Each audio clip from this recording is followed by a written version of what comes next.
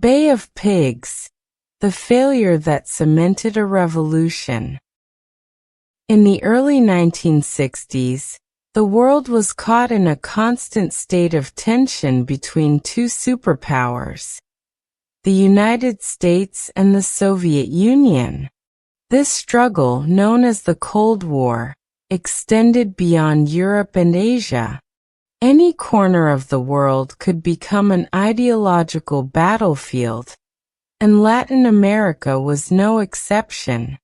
Cuba, a Caribbean island strategically located less than 150 kilometers from Florida, became the epicenter of one of the most controversial and disastrous operations in U.S. intelligence history, the Bay of Pigs invasion. Fidel Castro came to power in January 1959, after leading a revolution that overthrew dictator Fulgencio Batista. Initially, he maintained an ambiguous stance toward the United States, but the measures he soon adopted placed him firmly on the opposite side. He nationalized foreign companies, many of them American, promoted a radical agrarian reform, and strengthened ties with the Soviet Union. For Washington, the island was quickly becoming an ideological threat just off its coast. The administration of Dwight D. Eisenhower, still in office, ordered the CIA to begin preparations for a secret operation to overthrow Castro. This plan involved recruiting, training, and equipping an army of Cuban exiles who would land on the island to spark an internal uprising. The project was kept secret, though rumors and leaks spread rapidly. The training took place mainly in Guatemala and Nicaragua, under direct supervision of U.S. agents. The so-called Brigade 2506, composed of around 1,400 fighters, was formed as the strike force that would lead the invasion. The planners of the operation relied on the belief that the Cuban people would rise against Castro's regime as soon as the landing began. The name Brigade 2506 has a rather particular origin. It was chosen in honor of Carlos Rafael Santana Estevez, a young Cuban exile who died in a training accident in September 1960. His identification number within the group was 2506, and in his memory, the recruits decided to adopt that number as the official name of the brigade. When John F. Kennedy assumed the presidency in January 1961, he inherited an already advanced plan. Although he had reservations about its execution, he was pressured by the CIA and several advisors who assured him of the operation's success. Kennedy approved the invasion under one clear condition: that U.S. involvement remain concealed. That restriction proved key to the failure. The operation was launched in April 1961. On April 15, B-26 bombers, disguised as defecting Cuban aircraft, attacked Cuban airports with the aim of destroying Castro's air force. The plan failed. They did not manage to eliminate Cuba's air capabilities, and the maneuver was quickly denounced as a foreign aggression.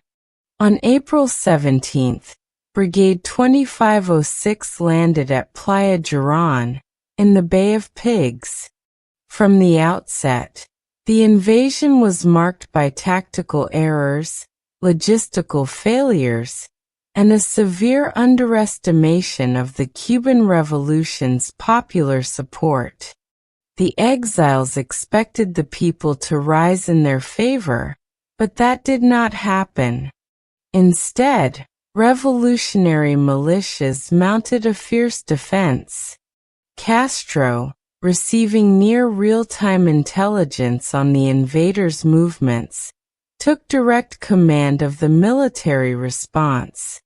Within hours, revolutionary forces had surrounded the invaders.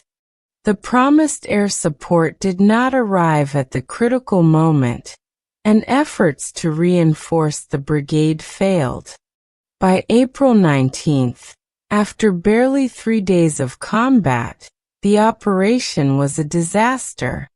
Over 1,100 fighters were captured, dozens killed, and the remainder either evacuated or surrendered. Internationally, the scandal was enormous. Although Kennedy attempted to deny involvement, the evidence was overwhelming. The CIA's role was exposed, and the United States suffered a severe blow to its reputation. Kennedy took political responsibility, but doubts about his leadership grew. He found himself caught between Cold War hawks and his own commitment to moderation. For Fidel Castro, the invasion was an unexpected gift. Not only did it consolidate his image as a charismatic and courageous leader, but it allowed him to radicalize the revolutionary process without significant internal opposition. In the following days, he officially declared the Cuban Revolution socialist and signed new agreements with the Soviet Union. Moscow, seeing an opportunity, established Cuba as a key military ally at the doorstep of its adversary. The Bay of Pigs not only reshaped Cuba's internal politics, it profoundly altered the global landscape. The U.S. failure encouraged the Soviets to consider installing nuclear missiles on the island, a decision that would lead directly to the Cuban Missile Crisis in October 1962. The conflict also had a deep impact on the Cuban exile community. The captured prisoners were released after intense negotiations that involved a U.S. payment of over $50 million in food and medicine. But the damage was already done. Hopes for a swift fall of Castro's regime were fading, and the revolution was solidifying as a permanent reality. Regionally, the message was clear. The United States was willing to intervene to stop communism, but it could also fail spectacularly. Latin American military dictatorships felt emboldened, while revolutionary movements gained strength, realizing that resistance against Washington was possible. The Cold War was becoming increasingly local, raw, and violent. The Bay of Pigs became synonymous with intelligence failures, imperial arrogance, and strategic miscalculations. But it was also a turning point. After the episode, Kennedy deeply distrusted the CIA and sought greater control over covert operations. The Soviets, on the other hand, became convinced that Cuba needed to be defended at all costs, and began sending heavy weaponry and military advisors.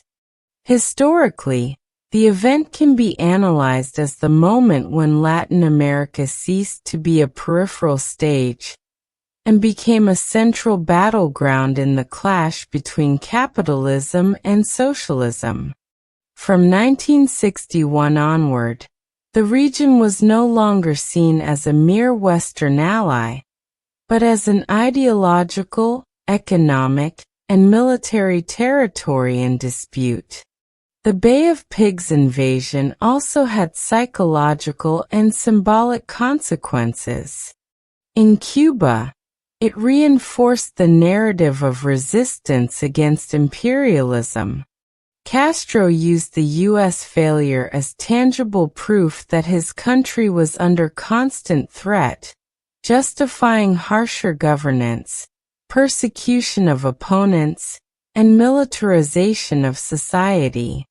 In the United States, the episode triggered an internal confidence crisis. The intelligence apparatus came under scrutiny, and Kennedy was forced to reorganize foreign policy, increasing oversight of future operations. Despite the initial humiliation, he managed to regain some prestige after the missile crisis by adopting a firm stance that prevented nuclear disaster. On the international stage, the invasion further strained East-West relations. Moscow seized the moment to strengthen its grip on Cuba, deploying strategic weaponry. The idea of a stable, U.S.-aligned Latin America began to crumble. Leftist governments, persecuted by local dictatorships, saw the Cuban Revolution as a beacon of inspiration. In response, Washington intensified its regional interventions, often through coups and covert operations. The echoes of the Bay of Pigs lingered in every Latin American conflict that followed. In Nicaragua, El Salvador, Chile, and Argentina, the marks of U.S. intervention became increasingly evident, often under the pretext of halting communism. But the symbolic origin of that process was the failed invasion of 1961. Even decades after the Bay of Pigs failure, declassified archives and testimonies from key figures continue to unveil chilling details about how the decision was made, what was concealed, and the extent of manipulated information. The CIA had received clear signals that the Cuban population would not rise en masse against Castro, but those reports were ignored or downplayed. The political will to overthrow him was so strong that it overrode rational analysis. That tactical blindness was as damaging as any battlefield error. In 1998, Fidel Castro himself gave interviews recounting the confrontation's details.